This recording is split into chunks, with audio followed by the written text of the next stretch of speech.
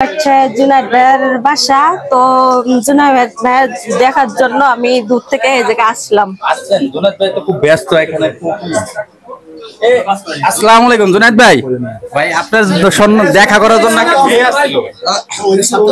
ভাই ভাই ভাই একটু ভাই একটু যে মেয়েটা দূর থেকে আসেন এদিকে ভাই ভাই এই কই না না একটু দেখা করার জন্য একটু আসছিল ভাই। ধন্যবাদ না না একটু একটা ছবি তুলো। আর আপনি কোথায় থেকে আসছেন আপু? জি, আমি আসছি সাতক্ষীরা থেকে। তো জুনায়েদ ভাইয়ের সাথে দেখা করার জন্য আমি দূর থেকে আসছি।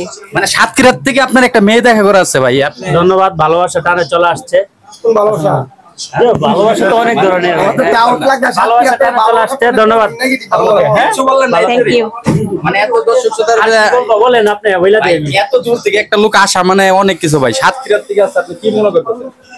সাথে আপু ওই যে উনি যাচ্ছেন কি হিসাব আছেন একটু বলবেন? আসসালাম।